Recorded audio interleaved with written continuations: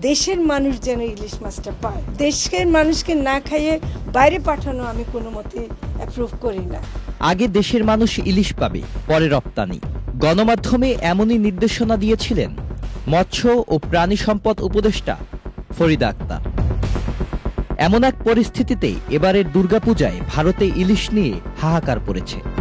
এতে ভারতের মৎস্য ব্যবসায়ীরা ইলিশ চেয়ে বাংলাদেশ সরকারের কাছে চিঠি পাঠিয়েছে। ইলিশ নিয়ে ভারতের এমন হাহাকারে বেঁকে বসেছে বর্ডার গার্ড বাংলাদেশ বিজিবি।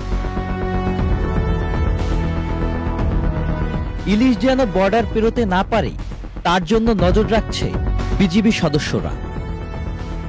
এতেই বিপাকে পড়েছে চোরাচালানকারীরা। বর্ডারে একের পর এক ধরা পড়ছে ইলিশ। ভারতে পাচারের সময় দেশের 2 সীমান্ত এলাকা থেকে মোট 896 কেজি ইলিশ মাছ জব্দ করেছে বিজিবি সদস্যরা। এ সময় কাউকে আটক করা যায়নি।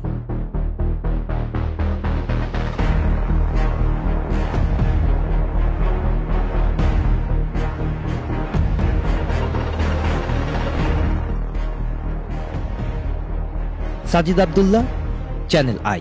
আচ্ছা তুই বারবার ভিডিও কলে আসতে বলস কেন? চলো ঘুরে আসি। হাত ছাড়েন আঙ্কেল। তুমিও একা, আমিও একা, দুজনে মিলে একটু কথা বললাম আর কি। দুজন দুজনকে দেখলাম, তোমারও ভালো লাগলো, আমিও মজা পাইলাম। ডিভোর্সি মায়া দেখলে পুরুষ মানুষের মাথায় কি সব আজেবাজে চিন্তা মাথায় ঘুরে আমার খুব ভালোভাবে জানা আছে। ডিভোর্সি হয়েছে বলে মনে করেন না আমি খুব সস্তা মায়া। 250টিরও বেশি ডিজাইন অপশন নিয়ে ওয়ালটন স্মার্ট ফ্রিজ, বোঝে আপনার প্রয়োজন।